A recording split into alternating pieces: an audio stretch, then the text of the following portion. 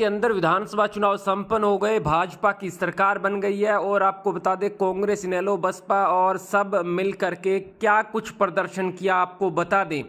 तो निश्चित रूप से आपको बताएंगे कि हम इंडियन नेशनल लोकदल पार्टी केवल 2 सीट जीत पाई है इस चुनाव के अंदर और उनके मुख्य नेता चुनाव हार गए हैं।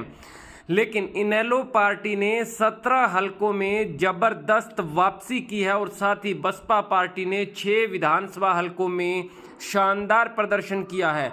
कुल मिलाकर के 23 विधानसभा हलकों में 2024 के विधानसभा चुनाव में इनेलो बसपा गठबंधन ने मजबूती के साथ दस्तक दी है। की करें तो 56,000 के करीब वोट मिले हैं। रानिया से 44,000 के करीब वोट इनेलो बसपा को मिले हैं।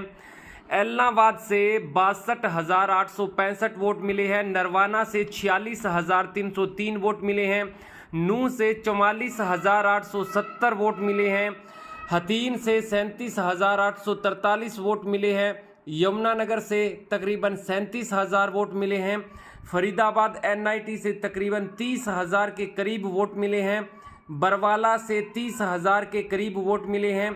कालावाली से 25,000 के करीब वोट मिले हैं। कलायत से 19,000 तो बहादुरगढ़ से 18,000 के करीब वोट मिले हैं। फिरोजपुर झिरका से 16,000 तो उकलाना मंडी से 12,000 के करीब वोट मिले हैं।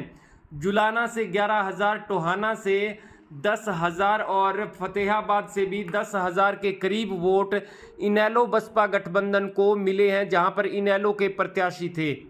अब आपको बता दें बीएसपी के जहां पर प्रत्याशी थे वहां पर सढौरा से 54,000 के करीब वोट मिले हैं और केवल 4,000 के मतों से सीट हार गए। अटेली में 55,000 के करीब वोट मिले हैं और 3,000 के करीब वोटों से सीट हार गए। नारायणगढ़ से 28,000 तो असंध से भी 28,000 वोट मिले हैं।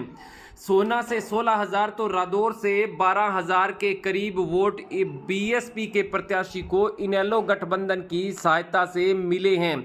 तो अब आपको बता दें 2019 के विधानसभा चुनाव और 2024 के विधानसभा चुनाव में इनेलो के जो जमीनी स्तर का प्रदर्शन है उसमें बेहद ही जो बढ़ोतरी हुई है, अच्छे खासे वोट हासिल किए हैं। भले ही सीट केवल 2 जीत पाए हैं, भले ही अभय सिंह चौटाला खुद चुनाव हार गए हैं, चाहे इसके बीच जनता का कुछ भी मैसेज आए, लेकिन अन्य क्षेत्रों में इंडियन नेशनल लोकदल पार्टी और बीएसपी के प्रत्याशियों ने जबरदस्त सफलता हासिल की है और जिसका जो आने वाले समय पर प्रभाव देखने को मिलेगा। और यदि भूपेंद्र सिंह हुड्डा जिद नहीं करते, इनेलो बसपा कांग्रेस का गठबंधन होता, तो फिर 17 सीटें ऐसी थी जहां पर कहीं ना कहीं बीजेपी का प्रत्याशी 5,000, 7,000, 10,000 के अंतर से चुनाव जीता है तो फिर वो कांग्रेस इनेलो बसपा के खाते में जा सकती थी। लेकिन जिस प्रकार से इनेलो के प्रधान महासचिव अभय सिंह चौटाला लगातार कहते रहे कि भूपेंद्र सिंह हुड्डा जो हैं खुद बीजेपी की मदद कर रहे हैं, वो खुद नहीं चाहते कि कांग्रेस पार्टी की सरकार बने और इनेलो को वो बी टीम कह रहे हैं। कमेंट बॉक्स में आप अपनी अहम राय अवश्य दीजिए।